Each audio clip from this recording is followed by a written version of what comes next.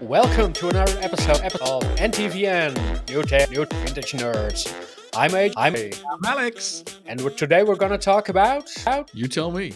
Okay, that's good. Gonna talk about Obsidian and how I use it to write my articles. Oh, then I'll probably have to restrain you a bit because if you start talking about Obsidian, then we'll be here for a couple of hours. Oh, absolutely. So, another topic I see in the notes: Xibo. Yes, I want to talk about Xibo for a bit. Let's roll that intro, which I have to create right now. Let's kick this off with Xibo. So Xibo is a very nice little platform for narrowcasting, and I use that to power the displays in my home, specifically the dashboards in my home. And there are a number of solutions that you can use to create a dashboard in your home. I think Red, what's it called? The one that is attached to Home Assistant. You probably know that. Node Do Red. it? You can do it with RoadNet. Net that one. Exactly. But the funny thing about Xibo is that it's a narrowcasting platform. Now, what is a narrowcasting platform? Basically, it's your own little local TV station.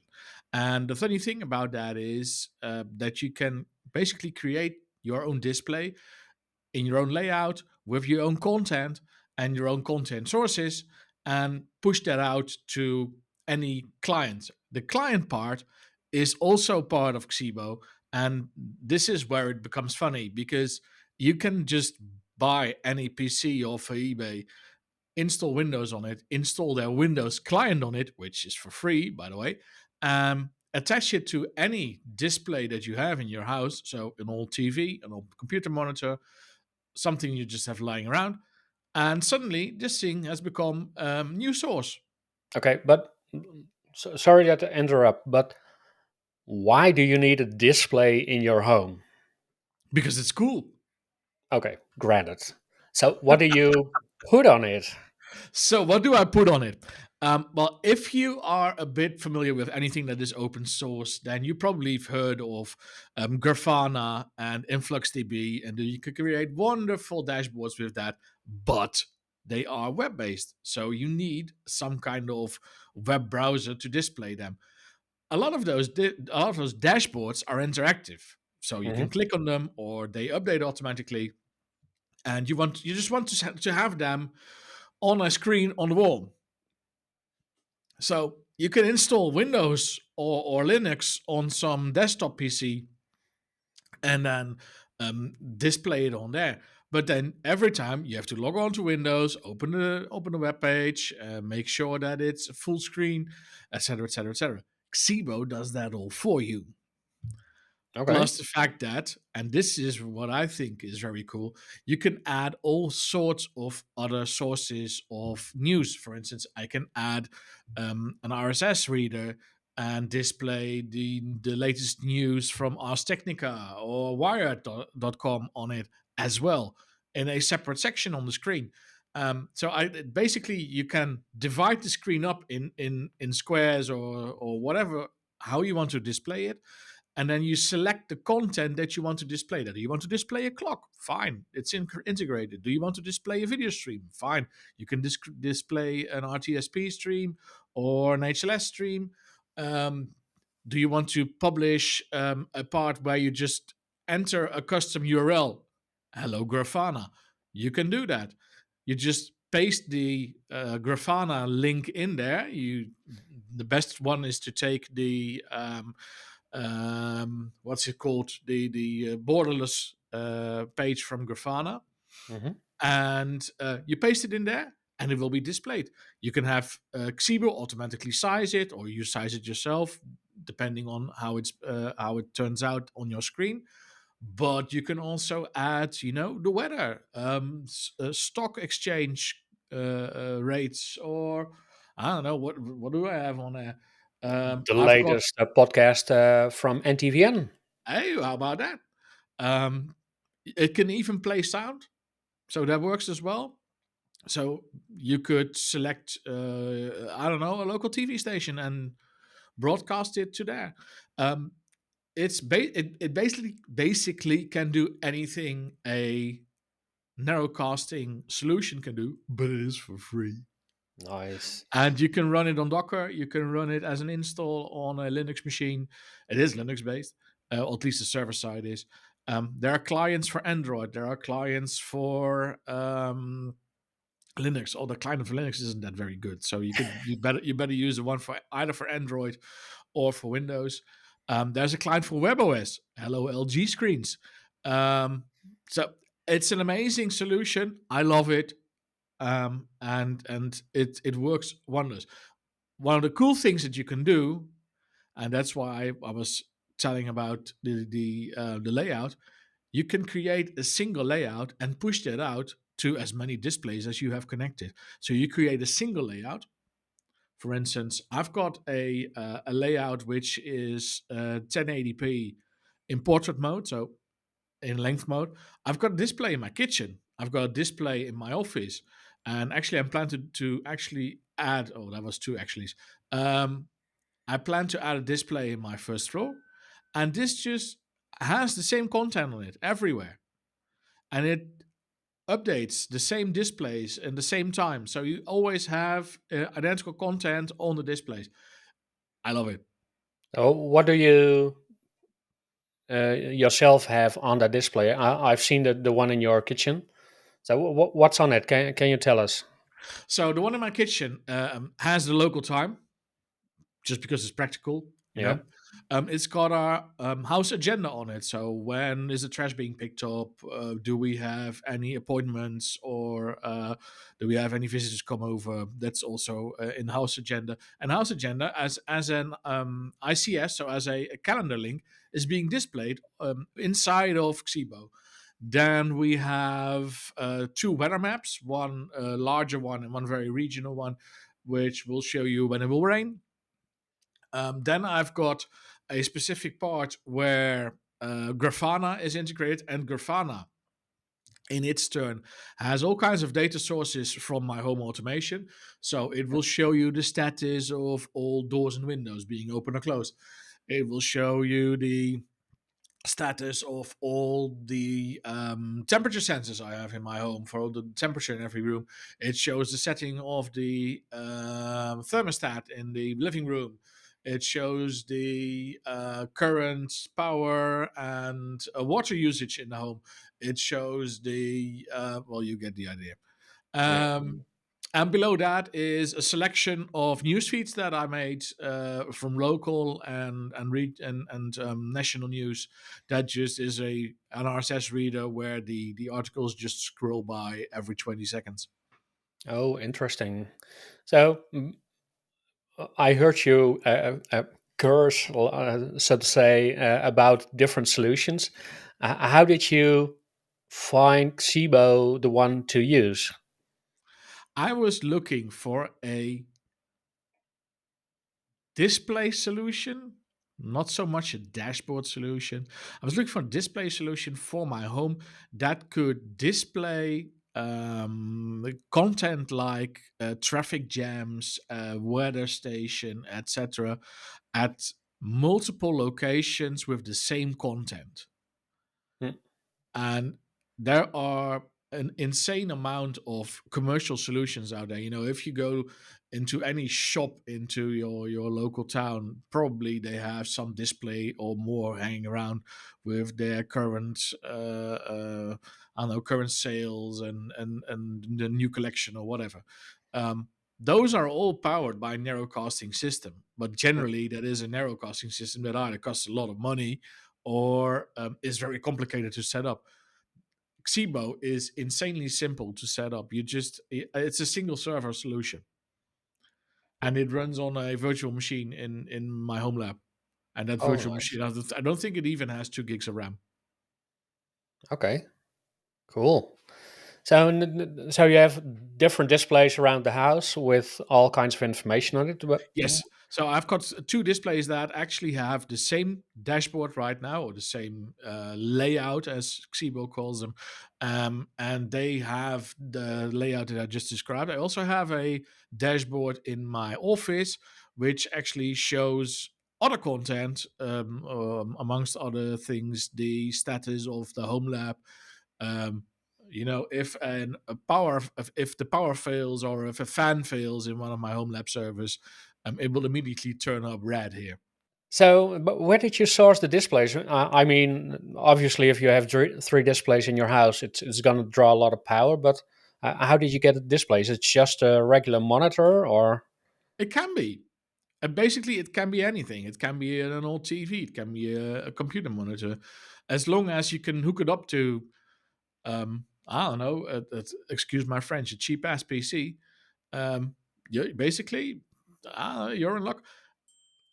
The client that I use to run Xibo on, this is where it becomes interesting, is an HP. I think it's called an EliteDesk G3, but it's a very small form factor thing. The nice part about that is these machines are now being phased out of several companies in the world. So Mm, if you go look on eBay, you can pick one up for, I don't know, 60 or 80 euros, and that basically it already has everything you need, right? Because it yeah. doesn't need a whole lot of power. It doesn't need a very powerful CPU. It doesn't need very much memory. It just well, it does need a bit of CPU, specifically if you want um, the Grafana dashboard to load in a bit of a hurry. Otherwise, it will start slacking, and that's irritating. But if you look at I don't know, a standard Core i3 Elite Desk from I don't know, seventh, eighth gen, that is all you need. And Yeah. if you put that thing in power save mode, um, I don't know. I think the display is actually the one that is consuming the most power. So where do you source the displays? Well, excuse me. I have bought a number of professional displays from Samsung, from off of eBay, Hmm. and they are the advantage of those professional displays is, first of all, the quality of the panels is very good. Second, you can tune them so they are quite low in power usage, um, and they are made to run all day. So the advantage is, if you, well, like the one I have in my kitchen, I think I've had it for almost 10 years now, and it now starts to show in the backlight that it's sort of end of life. Mm. Um, so I'll need to find another one for that one soon. But this is just a 32-inch monitor display thing. Um, it has the looks of a TV, but it is what is called a professional display, and Samsung markets them as such. If you search a bit on eBay, you can probably find a 32-inch for somewhere around 100 euros. Oh, that's not too shabby. I mean, No, it's definitely it's not. completely different from the retail price. These screens in retail are insanely expensive. They sell them between 1,500 and 2,000 euros. Yeah, If you buy them directly from Samsung or from a reseller, new, they will set you back such amount. yeah, that would be a bit too expensive, at least for my house. I mean, Yeah, it I has to like be fun. gadgets, I but mean, this is a fun project, and yeah, the funny part about it, and this is again, I mean, this is something that we all have to deal with, or at least if you're in a relationship like we are, that's the spouse acceptance factor. yeah, And first of all, my wife was looking at this. Why do I need a display in my kitchen? And the yeah, funny thing is that she's actually the one using it the most, because in the morning when she leaves for work, which is, I don't know, around 7 o'clock, it actually shows her the traffic status on her route. if she will be if she will run into any traffic jams, if she may need a detour because I don't know, bad weather or accidents on her road, on her route to work or whatever. Yeah. Um, and I added that to the display, and she just, while she's making her lunch, while she's preparing her lunch for later that day, she can just look at the screen. Oh, okay. I've got a traffic jam, Yeah. or I don't know. Yeah, I And recognize that. and we use it also for the doors and windows when we leave the house. It's just a quick glance at the display. Did we close all the doors and all the windows? Yes, we did. Okay, wonderful. We can leave now. Yeah. Or oh my god, I forgot the window upstairs, or I forgot the balcony door upstairs, and you can just run back and close it. Yeah, yeah, I got a similar solution, but not displays like that, but with Google Chromecast and a dashboard from Home Assistant. But like I said, it's easy to have all that information somewhere central. When you go out, then you can see this is the status of the house. I need to do something to make it secure. The wonderful thing about this, I think, is that you can display all sorts of content on it, in all forms and manners. I have got a digital clock on it right now, but you can also add an analog clock on it. You can add a flip clock on it. The commercial, no, the home lab display in my office actually has six different time zones I regularly work with. So I don't have to calculate. In I don't know, Palo Alto, it's now 7:30. Oh no, it's 6:23. I can see that right now, right? Yeah. I don't have to do a whole lot of calculation for it. I just have the clock right there. Um, that is such a convenience that you don't know that you miss it until it's not there. Oh yeah, exactly. That that is the amount of usage you get out of it. Yeah, I got the amount of fuel that's still in my tank for my car. So I know in the morning how many kilometers I can drive, um, and back, hopefully. So that I know that I need to go out 5 minutes before my normal time just to be able to refill the gas tank. So the best part about this is that you can add all sorts of content, and if you cannot add the content as a direct stream of information to Xibo, there's always Grafana, and the amount of data I have in Grafana is insane. I've linked up almost everything in my house. Our mowing robot is in there. The vacuum clean robot is in there. Yeah, Um, you name it, and it's got a status, and it's either in Prometheus or InfluxDB or Telegram, and it all writes to the InfluxDB or another database, and Grafana is then linked to the database again and creates those wonderful displays out of it, yeah. and from there you can create any dashboard you want. Is there still something missing that you think, well, if I put that into the dashboard, then it's completely okay and I can live and die with it? Well, the biggest challenge you have with a solution like this is the amount of information that you need, that you want to display on the dashboard, but you really can't. Right? I would love to add anything and everything I've got in my house on that dashboard, but seriously, it's not doable because it will be far too much information. It will be a big mess to look at, and you will never find what you need at the time that you need it. Yeah, So you have to restrain yourself, and you have to just look at, okay, so what is really really useful information at this point in time or at this spot in the house. Right? I don't need my home lab information in the kitchen. That doesn't make any sense, but I do like to have the weather station information in my kitchen, so I know if it's going to rain, or I don't know, if we're planning our day, and I look at it. Okay, so later today it's going to rain, so I'll better take out the trash now because later I'll be wet. yeah, Right?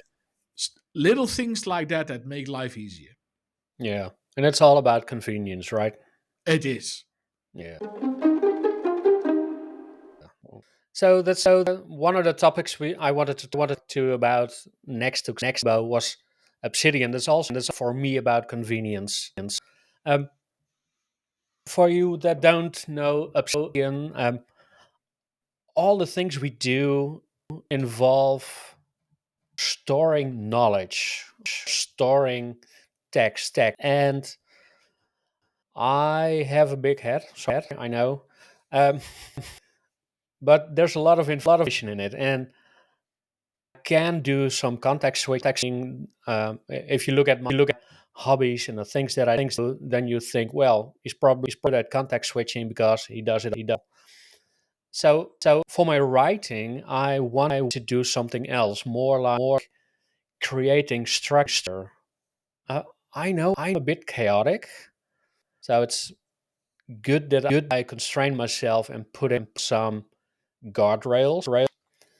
So I use Obsidian that, and Obsidian is in its most simple form a text editor. It's plain simple text, and you could put some nice in it, like you type text like you normally would, but you don't. Um, how you say it? You say don't give it the properties that you would in Word, like well, I have to make it I have to make it large, or I have to insert my picture right here. It's all text, so everything you write is text with a keyboard. You don't need your mouse. Well, it's pretty handy to use the mouse, but it's mainly text. So I use it a lot, and um, sorry, uh, I'm blabbering. I know. No, but it's text, and the funny thing about Obsidian is that there's a large community around it that adds functionality to that pure text editing. And one of the things I use with Obsidian is a like database kind of manner to um, make sure that all my writing is in different stages. I can give a tag to a node.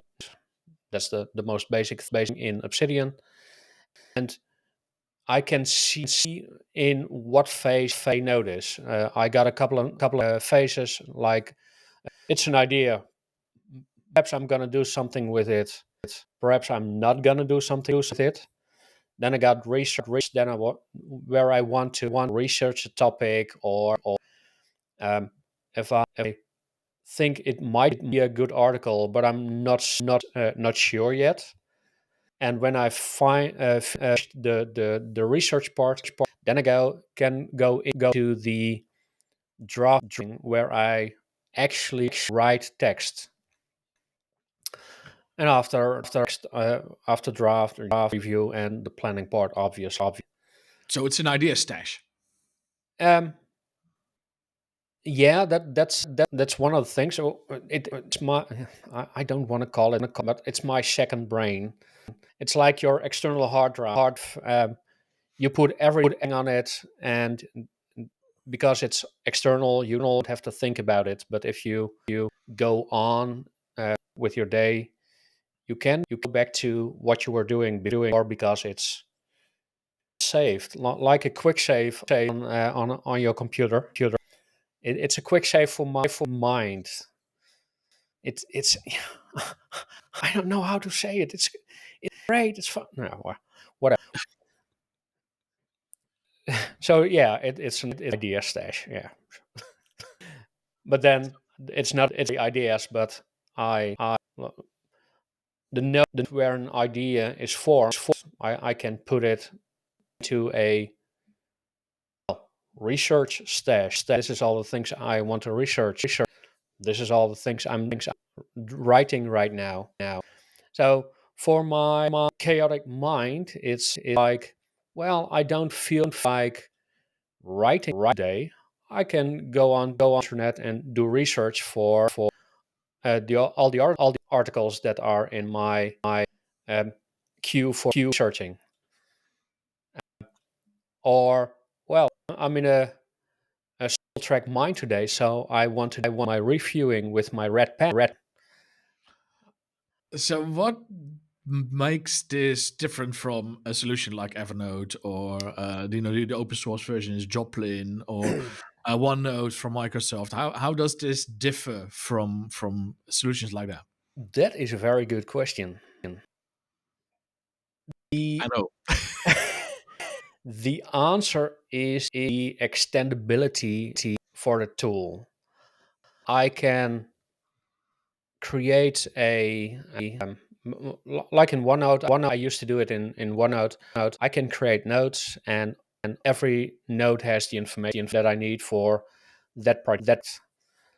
But if the note goes into a different phase, I need to um, make sure that I see that. I'm a pretty visual oriented guy, so I have to see it. So if I have a folder that says review and what was it? Idea, review, a draft, whatever, all those things. Um, I lose the side of the things, and the tool Obsidian, because it's extendable, gives you the power to do just that. Um, Even though those ideas are notes, I can query a database. But I also can do automatic actions based, like if is a note with the tag research, it automatically shows up in my canvas, a thing in Obsidian, um, where all my articles are neatly organized. This is research. I can hover on it and I see actually what's in the note, and I can click on it and I can edit the note forward. Um, well, would you do that with OneNote or Evernote? Not sure. Probably. Obviously, you can do the whole typing thing. Um, You can add tags to it. oh yeah, exactly. And then you can search for the tags. I think so. I have that. Honestly, I haven't tried. Yeah, you can search for the tags, Okay. but you can't organize on tags. So I can search for it. At least the That last I time I could looked. know at Sorry. least. I think you're right. In Evernote you can't, but I think in Joplin you can actually. Yeah. For those who are unfamiliar, Joplin is a sort of open source version of Evernote. It goes into the direction of Obsidian, but not quite. It's more focused on note taking and note saving, which is basically what I need. Yeah. Well, actually, that's the basis of Obsidian as well. It's local, no syncing to the cloud because it's local. Oh, by the way, it's free. When you want syncing, then you can for it. If you use Obsidian Sync, I do. You also could sync with Dropbox or Box or whatever. Um, but for me, the main reason is that you extend it with plugins. So I do have the database menu. That's a plugin where I can easily mark my notes with certain tags or other items. I can automatically, if for example I say this is um, a blog idea, then it can automatically say, well, then you need the title, then you need a thumbnail, then you need all the other things, and it's it's a group of tags, you could say. But there are also other things like integrated JetGPT, the JetGPT plugin. So, hey, give me an outline for an article based on it, on this topic, where you consider all the things that I already written that my vault, the concept of where your notes are. Um, so it's the basic. It's easy to type in. It's low. It's fast. Plus the extendability on um, what you can do with it. You can put a big calendar in it. You can put a Kanban board in it.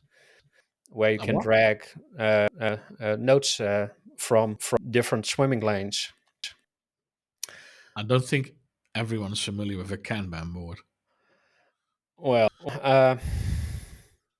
Well, unless you've done project management, I think. yeah. Okay, so a Kanban board. I'm rubbing all the feathers the wrong way. A Kanban board is a wall with sticky notes that's based on priorities that a product owner, the owner of a product, well, obviously, uh, it talk about with the team manager, so to say, what has priority coming 2 weeks, and what will that entail. So stickies on the wall. Yeah, sorry. So it's got a that sounds interesting. Yeah, it is, and it the reason why I use it is because it's organizing my mind. It's I can let my mind wander and still make progress. And for me, it's well, it's awesome. Gonna sound like amazing, Mike, but it's yeah. I mean, everybody should try it. So I a whole article on it where it makes a lot more sense than I'm talking about right now. But please read it. It's Joplin on steroids. All right. Well, that's I think an interesting topic. So if you want to know more about Obsidian, I think AJ will link his article in the notes below. If you're Exactly. absolutely, and I think it's in Dutch though, isn't it? I translate all articles from Dutch to English. So Oh, very good. So you can find more information in the notes below. yes, Wonderful. Moving on.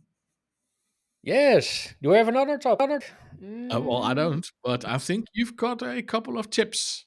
yeah, I got a couple of tips. Like we're now on a session, and You um, should create a jingle for that. Tip of the week. Tudum, tsh.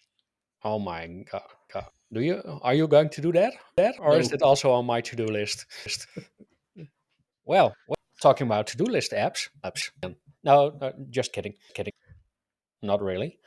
Um, no. So the tip I have actually two tips, and those two tips are Mac specific apps. I know they are for Windows as well, but they're called differently and from different vendors. But I use a tool called Microsnitch, and Snitch monitors your audio inputs. So no more snooping on your microphone by applications you don't want to. So you have a clear. Uh, when some application opens access to my microphone, I get a pop up. Somebody's listening, and I can troubleshoot that, and I can say, well, what's that application, or what the beep, and I uninstall that application. Every time I open our recording session, it tells me, "Hey, your microphone is open," so I can mute it or something else. So from a safety perspective and security, I think it's a great tool. Another one is like we're talking right now and not typing. Well, perhaps my laptop thinks I go into safe mode because we're not doing anything. Well, we got an app for that. Mac users probably know the Affiniate command line utility where you can say, okay, don't fall asleep for the Yep. next 2 hours, so I can do my presentation and um, not turn off my laptop. Don't fall asleep when you're plugged into power. Exactly, those kind of things. So, but command line, not everybody likes command lines. I like an icon that I can click and say, for the next 2 hours, don't put my laptop to sleep. Though I'm just watching, not doing anything else. So there's the app called Lungo, like a large coffee. So I'm gonna put those two in the show in this as well. All right. Well, that brings us to the end of this episode of this week. Yes. If you liked it, please subscribe and tell us what you think. Do you want us to let to? Wow. If you want us to know about a topic that you're interested in, let us know so we can talk about it on the show. And perhaps we even invite you to talk alongside us on that topic. With that, I say bye. See you next time.